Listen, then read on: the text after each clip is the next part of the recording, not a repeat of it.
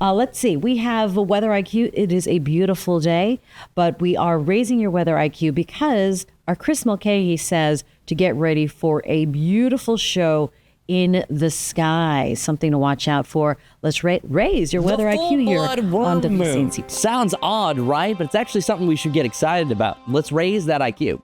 Whenever a full moon has the word blood describing it, it just means that the moon is going to turn a reddish color because the full moon is going through a total lunar eclipse. Well, worm, that's the most common full moon name in March. Reason why? You see a lot of worms this time of year. The last blood moon was visible from the Carolinas on November 8th, 2022. A total lunar eclipse happens when the Earth passes directly between the sun and moon, completely casting its shadow onto the moon's surface. Like any other object, the Earth casts two shadows. A darker umbra is where the eclipse peaks, surrounded by a lighter penumbra.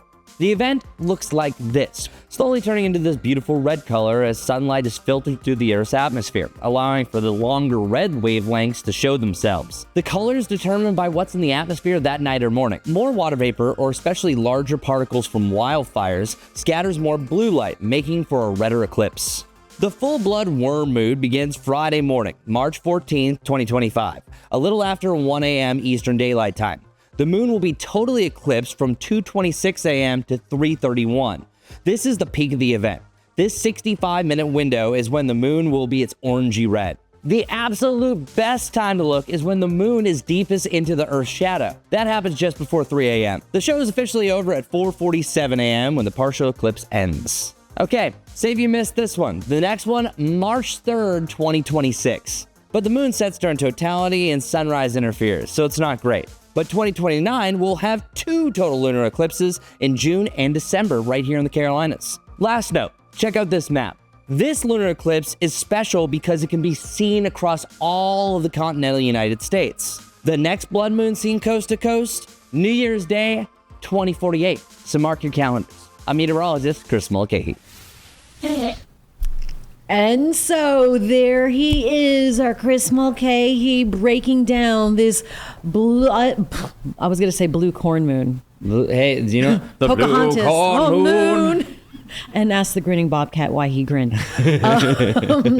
No, the blood worm moon. It's a nightmare of a name. Try we can to be say honest. that 3 times. Yeah. Why is it called the blood worm moon? Well, I'm going to be honest. I'm going to say that it's probably one of my least favorite blood moon names. Okay, because it's now. one, not easy to say, as it's now a tongue twister. But let's cue it up. So the reason why we have different named moons, and this happens regardless if it's a blood moon. A blood moon just simply means that it's a total lunar eclipse where everything turns over that orangey and reddish color. But let's go down the list.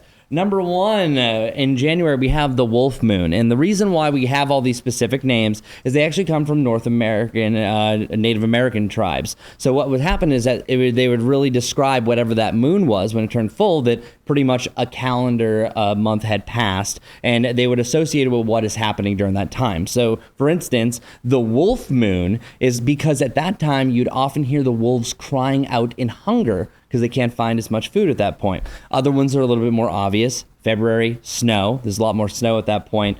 And some of these are off for maybe what we might have here in the Carolinas, but most of these are Native American tribes around the Great Lakes and the Central Plains, so it's kind of a little bit more associated with their pattern. But in March, if you've been digging in the gardens, you might have seen some worms. So that's usually why it's the worm moon in March. The pink moon's really specific for April because the pink moon is actually, fun fact, the decider of Easter. So here's how that goes down. Whenever you have the vernal equinox, the first full moon after that, which will be the pink moon, that's where you're going to decide when Easter is, because it's the first Sunday after the pink moon that they're going to have that. So a little fun extra fact. Going down the list, May is the flower moon. That one's kind of obvious. June, strawberry moon. Now, it's more typical of a strawberry season in May here in the Carolinas, but again, this is for the north. The buck moon, the sturgeon moon. Love that. If you haven't seen a sturgeon Good fish, sturgeon moon, yeah. Google it. They're frightening. They're like dinosaur fish. They're typically found the Pacific Northwest and around the Great Lakes. The harvest moon, obvious. Hunter moon, great time to hunt. Beaver moon, actually the last the last lunar eclipse that we had was a beaver moon, and then December, they got lazy at this point. It's cold, so it's the cold moon. So that was my long explanation of telling you the reason why it's the worm moon is just because it's happening in March. Do you have a favorite moon? The sturgeon.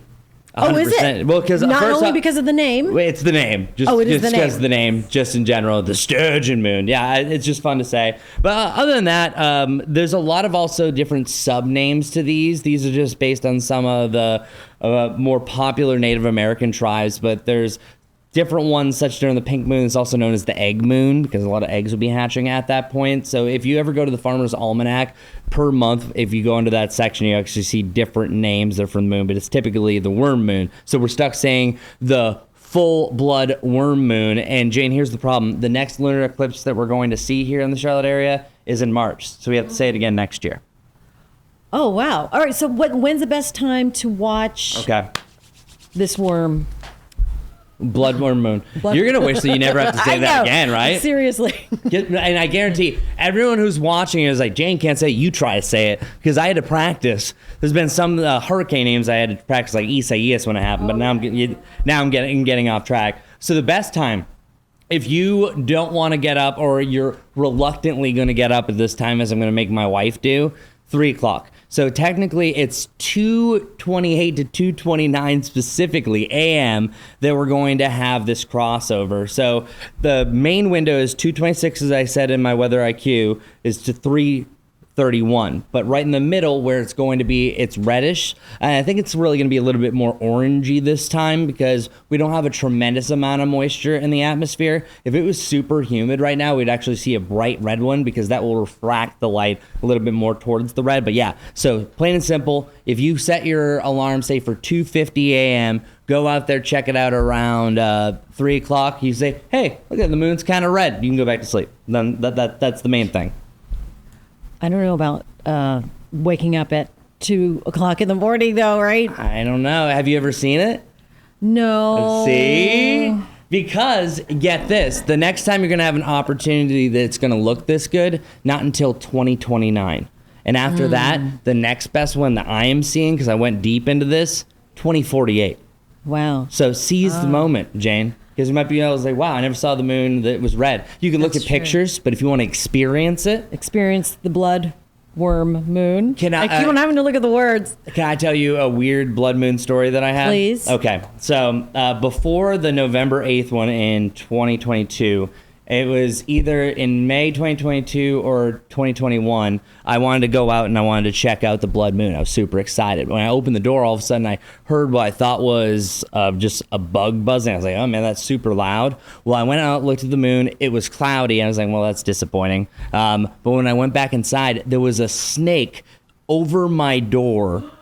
And I was too afraid to go underneath the snake that I physically had to keep calling my wife until she woke up to open up the front door. But yeah, I don't...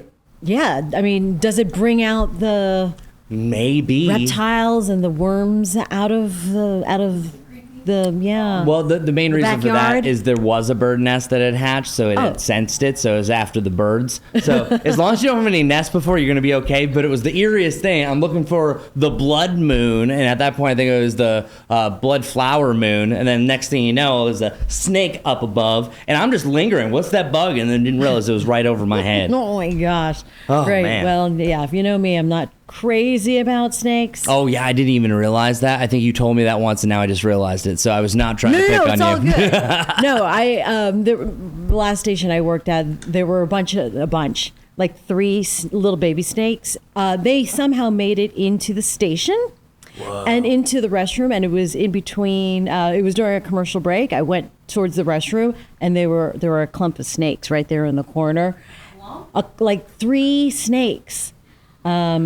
And they were small, but they were snakes. So I screamed like a horror movie, and I'm screaming into pretty much my producer's ear because I had my microphone on, and they thought something was happening to me. I go, no, they're just snakes in the corner. I like clump of snakes. Clump of snakes. I think that's. Yeah. I don't think I've ever used clump described as Oh man, I look like a clump of snakes. And I don't want to say this off the top of my head, but I know for cobras, a group of cobras is a quiver of cobras. Oh. Yeah, so there. I know there a bunch you of go. random facts. Yeah. Like, But you do a quiver of cobras. isn't that fun? Yeah, that's one of my favorite things. If you look up like what groups of animals are called, like a group of crows is a murder of crows. Yeah, I know. We're talking about the blood moon. You do have so it some must be there. random fun facts. So there. I always say Brad knows a lot about a lot. I know a little about a lot. So I'm not quite up to Brad status. So that's as far as I can go in the conversation about groups of animals, say for a quiver and a murder. Oh, so. very good. How about a total eclipse of the heart? Ooh, solid. I remember right. not the last solar eclipse we had, the one before that. Bonnie actually sang that on a cruise ship. Ooh, Yeah, nice. So I know. There's nothing that really goes this. This is technically a total eclipse. It just doesn't get the hype that a solar eclipse gets. That's true. Which, to pivot over, I know I brought up 2048. The next total eclipse that I'm really digging here in the United States, if you ever want to see one of those, it's 2045, August 12th. But get this, it cuts through Disney World. Ooh. Yeah, so if you're in Disney World at the time, you get to see a total eclipse. Now, it's in August, which is hurricane season. That means it could be cloudier. Yeah, it's hot. It's hot. So there's disadvantages. Middle of Florida. Yeah, and I know this because that's Kim's birthday, my wife. So I was like, you know what? 2045, mark your calendars. It's We're on. going to go. All right. But that's going to be the longest one that we're going to see here. So talking everything eclipses, the next best one that we're seeing besides what's happening Friday morning is 2029 in June. After that, it's 2048, and then the next best solar eclipse is 2045. So take my advantage calendar. now while we have it. All right. Chris Mulcahy, as usual, raising the weather IQ and giving us some new terms. And tomorrow, maybe we'll learn some new groups of animals. But tomorrow, we're going to talk a little bit more about this coming Sunday for us here locally, because officially I named it this morning a weather alert day. What's really interesting, what's happening, just talking about the weather real briefly, is Friday, Saturday, we have probably the best chance we've had for a tornado outbreak in the United States. And this is east of the Mississippi. Friday, it's going to be rocking and rolling. We already have a big red spot on that Storm Prediction Center showing a high risk for storms. And it looks like on Saturday through Alabama, you can have a chance for what's called long track supercells, aka it's a really powerful storm that rotates that could track tornadoes for miles. Oh, so fantastic. the big weather story in the United States, at least, is going to be Friday and Saturday. But then that same line is starting to weaken and strengthen on our Sunday mornings. That's why we're going weather alert. So tomorrow, we're going to talk about that forecast, but we're also, I've been saving graphics building up to this event, showing what goes into long-term forecasting as far as severe weather events. So we'll kind of take a deeper dive into long-term forecasting and also look where things are trending. Oh my gosh. If anyone wants to study meteorology or weather or science, they need to tune in to the Live Impact News studio here on WCNC Plus when we have you. Yeah, Good stuff. The more you know. The more you know, and I love coming in here, so I'll see you tomorrow.